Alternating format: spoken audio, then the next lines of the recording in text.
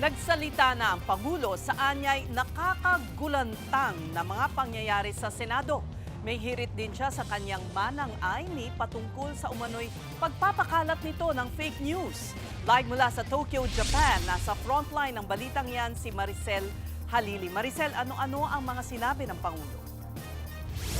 Says very concerning para kay Pangulong Bongbong Marcos ang sunod-sunod na drama diyan sa Senado. Isa na nga raw dyan, yung gun-related incident na mismong si Pangulong Bongbong Marcos tinawag niya na peke. May hamon din siya kay Senador Bato de la Rosa na kung talagang gusto raw niyang makaboto sa Senado, hindi niya dapat ito idinadaan sa online voting. Dapat daw personal siyang bumalik dyan sa Senado para makaboto. Sumagot din si Pangulong Bongbong Marcos doon sa mga akusasyon tungkol sa sinasabing no-L o no election scenario, maging doon sa paratang na tina-target daw ng administrasyon ang Majority 13 ng Senado. Nung kami ay pinag-aaralan ng Ombudsman, ng Department of Justice, lahat ng mga aligasyon na dumating dahil sa flood control, maraming nagsasabi, bakit wala pang nangyayari? Bakit wala pang nangyayari? Bakit ang tagal ninyo? Ngayon, nandito na. At dahan-dahan lumalabas na ang katotohanan. Ito na yung mga ang hinihingi sa amin ng tao.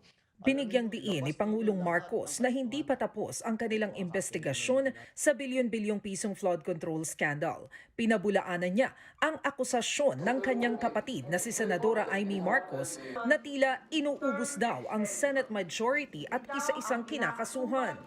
That does not apply. It was because of the allegations that were made and the investigations that were conducted upon learning of those allegations against kung sino man.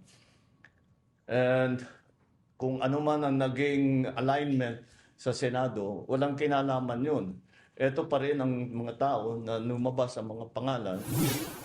Sabi pa ng Pangulo, mismong sa Senate Blue Ribbon Committee lumutang ang mga pangalan ng kinasuhan at kakasuhan pa ng Ombudsman.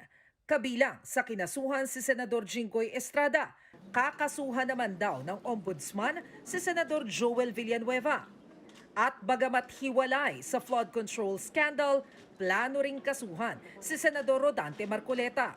Kung titignan ninyo kung saan pinagbabasihan lahat itong mga ito, ay doon sa testimonya sa Blue Ribbon Committee. Doon naman lumabas lahat ito. So, binigay ng Blue Ribbon Committee sa Ombudsman at sa DOJ ang mga findings nila. Ito ang naging resulta ngayon. So it has nothing to do with the alignment. Kung magbago yan, the alignment is different again tomorrow.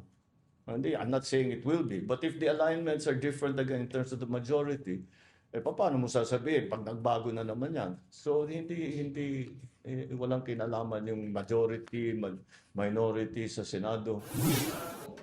Ang nakakabahala para kay Pangulong Marcos ay ang mga nangyayari sa Senado. Bukod sa bumabaw ang level ng diskurso, marami pang fake news. How concerning is this, sir? I watched with horror that this is the Senate, that the Senate has become this. Madalas kaming nagtitinginan ni E.S. Ralph sinasabi, ganyan ba tayo nung senador tayo? Narating pa tayo sa putukan, tapos fake pala yung putukan, tapos hindi ko maintindihan. Walang nangyayaring kagaya nan.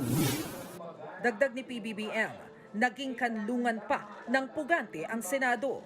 I was watching the comments of former SP, another colleague of ours, Senator Frank Drilon. Sabi niya, ano nangyari dito? The Senate is now sheltering fugitives from justice. How did that happen? I don't understand how a Senate is supposed to function if those are the kind of things that the Senate is embroiled in. Tutol din ng Pangulo sa panukala ni Senador Rodante Marcoleta na payagan ng online voting sa Senado. Wala raw malinaw na basihan para rito. At tanging si Senador Bato de la Rosa lang ang makikinabang. It needs to only be applicable to Senator Bato para makaboto si Senator Bato dahil nagtatago siya. Now, For someone who is actually a fugitive from justice, na hinahanap ng pulis, na hinahanap ng Interpol, at may arrest warrant galing sa ICC, palagay ko, hindi siya dapat bumoto hanggat dumating siya dun sa Senado. May hirit din ang Pangulo kay Senador Amy tungkol sa umano'y pagpapakalat ng fake news. Aniya, dapat sisantihin ng senadora ang staff niyang nagsabi na ipinupursigi ng Malacanang ang no-L o no election scenario. She should fire her staffer who gave her that information. Because, you know, the fake news hurts everyone. Not only those that fake news is attacking, but also those who are purveying that fake news. The purveyors of fake news are also damaged by this kind of. So she should choose her sources of information. Says out of this world, sabi ni Pangulong Bongbong Marcos ang sinasabi ng isang senador na tanging si Senador Alan Peter Cayetano lamang ang naging Senate President na walang basbas ng Malacanang. Sabi ni Pangulong Bongbong Marcos, kahit daw sinong senador ang tanungin tungkol dito, matatawa lamang daw sa pahayag na ito dahil malinaw naman daw na mga senador lamang ang makakapili kung sino ang kanilang magiging Senate President at walang kinalaman dito ang Malacanang. Ses?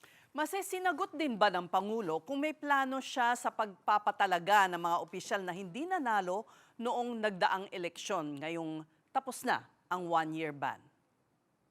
Oo, Ses, natanong din yan kanina doon sa press briefing ni Pangulong Bongbong Marcos at hindi niya ikinaila na talagang may plano raw siya na italaga yung ilan doon sa mga kumandidato sa midterm elections at ilagay bilang bahagi ng kanyang administrasyon. Ang sabi kasi ng Pangulo, tapos na nga raw yung one-year ban at nakikita naman daw niya na may mga kumandidato na malinaw din naman daw ang talento para magsilbi sa pamahalaan. Hindi daw ibig sabihin na mga senatorial candidates agad na natalo yung kanyang itatalaga. Meron din daw ibang posisyon pero hintayin na lang daw yung kanyang anunsyo sa mga susunod na araw. Sis.